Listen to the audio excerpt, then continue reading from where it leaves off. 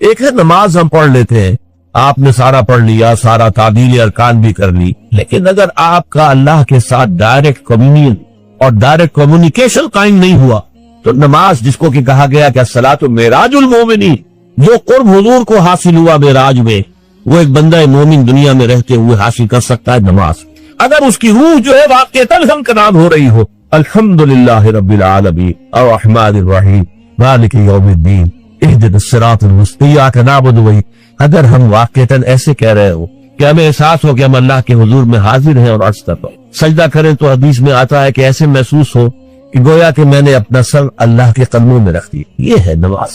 اب جو گفتگو ہو رہی ہے یہ ہم کلامی ہے، الصلاۃ معراج المومنین، اہل ایمان کے حق میں یہ نماز جو ہے یہ معراج کے درجے، لیکن یہ نماز کیسے نصیب ہوگی اگر روح سوئی ہوئی ہے، دبی ہوئی ہے، پسی ہوئی ہے، مزمحل ہے یا مردہ ہے؟ یہ نماز کیسے حاصل ہو؟ چاہے آپ 5 وقت کی نماز پڑھ رہے ہو، چاہے آپ نے ہیبٹ بنا لیا ہو نماز کو، چاہے کچھ بھی ہو گیا ہو، لیکن یہ کہ جب تک وہ روح بیدار نہ ہو، جب تک ہم کلامی نہ ہو، افلاک سے آتا ہے نالوں کا جواب آخر، اٹھتے ہیں حجاب آخر، کرتے ہیں خطاب آخر، جب تک یہ نہ ہو، جیسے کہ میں ایک حدیث قدسی انشاءاللہ آج سناؤں گا سورہ فاتحہ کے ضمن میں، کہ اللہ تعالیٰ کے سامنے جب کھڑا ہو کر انسان جب کہتا انی وجہت وجہی للذی فطر السماوات والارض حنیفا، دائیں بائیں سے بالکل اپنا تعلق کاٹ کر میں نے اپنا رخ کر لیا ہے اس اللہ کی طرف جس نے آسمان اور زمین کو پیدا ہے۔ اب یہ توجہ وجہ تو اگر یہ تو ہے چہرہ تو ہم نے کر دیا خانہ کعبہ کی طرف، اندر سے ہماری روح متوجہ نہیں ہوئی، وہ سوئی پڑی، اسے پتہ ہی کچھ نہیں کہ کیا ہو رہا ہے، اس صورت میں وہ کیا ہے؟ ظاہری بات تو پوری ہو گئی، نماز کا ثواب ہو جائے گا، فرض کی ادائیگی کا ثواب مل جائے گا، لیکن وہ اصل نماز تو حاصل نہیں ہوئی۔ یہ ہے وہ بات کہ وَإِذَا سَأَلَكَ عِبَادِي عَنِّي فَإِنِّي قَرِيبٌ، اے نبی جب میرے بندوں کی روحیں بیدار ہو، توانا ہو جائیں، حیات تازہ سے وہ ہمکنار ہو جائیں، اور پھر وہ میرے بارے میں پوچھیں، میرا تقرب حاصل کرنا چاہتا ہوں، آپ سے پوچھیں تو کہیے میں قریب ہی ہوں۔ اجیب دعوت الداعی اذا دعان، یہ ہے وہ دعا، میں ہر پکارنے والے کی پکار، ہر دعا کرنے والے کی دعا کو سنتا ہوں، قبول کرتا ہوں، جواب دیتا ہوں جہاں کہیں بھی مجھے پکارے۔ اذا دعان، اس میں در حقیقت وہ مفہوم آ گیا ہے there and then wherever، آپ اپنے گھر میں ہو کر پکارے اللہ کو، آپ بستر پر لیٹے ہوئے پکارے اللہ، الذین یذکرون اللہ قیاما وقعودا وعلی جنوبہم۔ ہاں ٹھیک ہے، بعض مقامات بعض اوقات قبول دعا کے لیے زیادہ سازگار ہے، حرم میں جا کر دعا مانگی جائے، اور مینا میں عرفات میں خاص طور پر، جبل رحمت پر خاص طور پر، ملتزم جو ہے کعبے کا اس پر خاص طور پر، وہ ایام بھی ہے خاص، لیکن یہ نہیں ہے کہ بقیہ دنوں میں آپ کے اور اللہ کے درمیان کو بڑا فاصلہ ہے۔ یہ سارا دنیا میں مشرکانہ نظاموں نے تصور پیدا کیا، اللہ تو دور ہے دور ہے دور ہے دور ہے، پاک ہے پاک ہے پاک، تم ناپاک ہو ناپاک ہو ناپاک ہو، اور تم تو بڑی پستی میں پڑے ہو، تم اللہ سے براہ راست ہم کلام نہیں ہو۔ کوئی درمیانی چاہیے، کوئی لنکس چاہیے، کوئی پجاری ہوگا، کوئی پروہت ہوگا، کوئی پنڈت ہوگا، کوئی پیر ہوگا، کوئی پادری ہوگا، کوئی پوپ ہوگا، اس کے ذریعے سے تم اللہ سے ہم کلام ہو، خود نہیں۔ اور جب ذریعے بیچ میں آ گئے تو ان کی مٹھی گرل کرو، ان کی چاپلوسی کرو، ان کو بھی جو ہے چادریں چڑھاؤ، ان کو نذرانے پیش کرو۔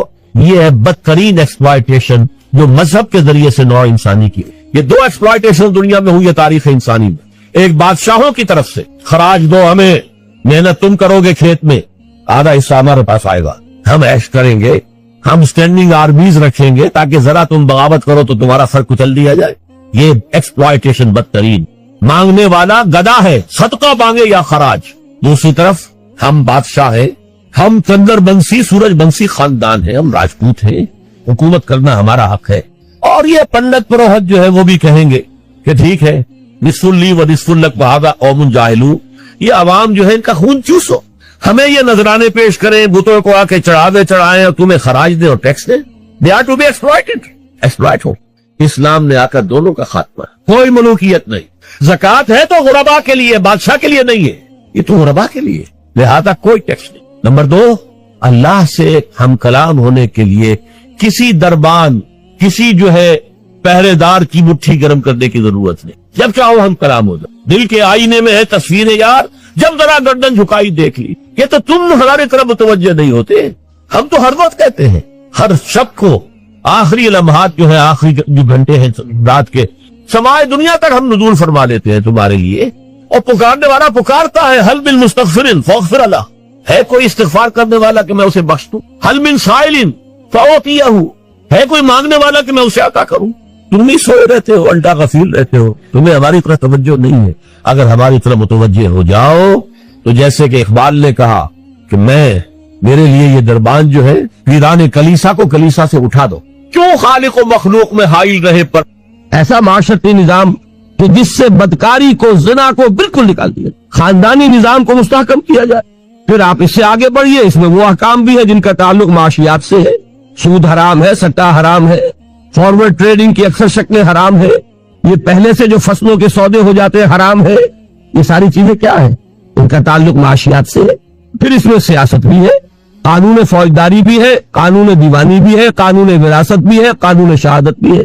زندگی کا کوئی گوشہ نہیں ہے کہ جو اسلام کے اندر نہ۔ تو اب یوں سمجھیے کہ اقامت دین کا مطلب کیا ہوگا؟ نماز قائم کرنا مطلب ہوگا۔ غور کیجئے، میں ایک بات کہہ رہا ہوں سمجھانے کے لیے، نماز تو انگریز کے دور میں بھی قائم رہی، روزے تو انگریز کے دور میں بھی رکھے جاتے رہے، تو نماز لوگ زیادہ پڑھنے لگے۔ فرض کیجئے کہ کسی ملک کے اندر نماز جو ہے وہاں کے 100% لوگ پڑھنے لگے، لیکن اللہ کا قانون رائج نہ ہو تو کیا دین قائم ہو گیا؟ غور کیجئے اس بات پر کہ ہمارا تصور جب بھی آتا ہے دین کا، چونکہ ہماری 6 نسلیں 8 نسلیں غلامی میں بیت گئی ہیں، یہاں وہی بیٹھے ہندوستان پاکستان کے لوگ، ہماری نسلیں غلامی میں بیتی، اب ہوتے ہوتے ہماری ذہنیت بدل گئی، تصورات بدل گئے۔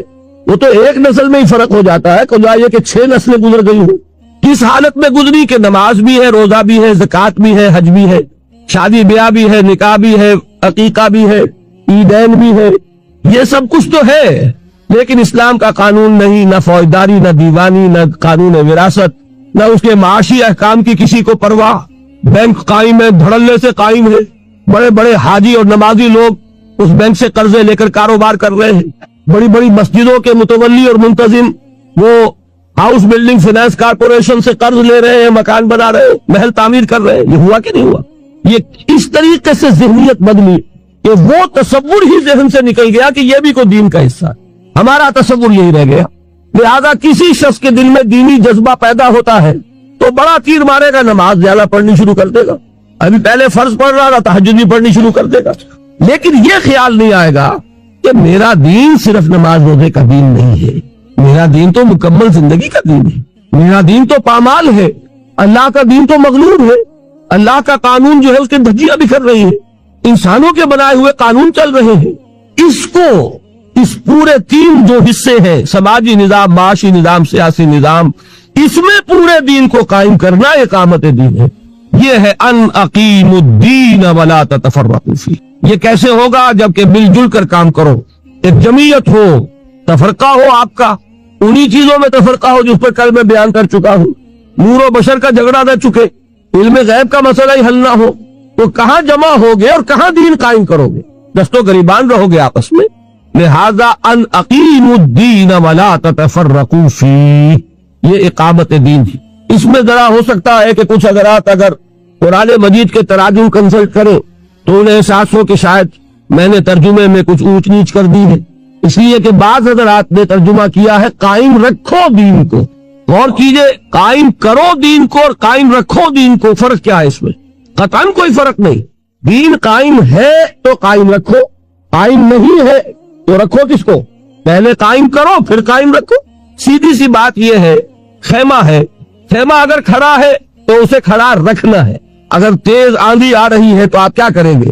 کھڑا رکھنے کی کوشش کریں گے، اس کے پھوٹے خوب اچھی طرح مضبوط کریں گے، رسیوں کو دیکھ لیں گے کمزور تو نہیں، ہو سکتا ہے اس کے بانس کو پکڑ کر کھڑے رہنا پڑے، رسیوں کو پکڑ کر ایک آدمی کھڑا رہے کہ خیمہ گر نہ جائے۔ کھڑا ہے، کھڑا رکھنا ہے، گرنے نہیں دینا، اور اگر گر گیا ہے تو اس کو کھڑا کریں گے۔ اس کو یوں سمجھیے کہ اگر کوئی شخص خلافت راشدہ میں پیدا ہو جاتا تو اسے دین قائم کرنا نہیں ہے، وہ قائم تو کر گئے محمد الرسول اللہ صلی اللہ علیہ وسلم۔ وہ محنت، وہ جد و جہد، وہ کوشش، وہ قربانی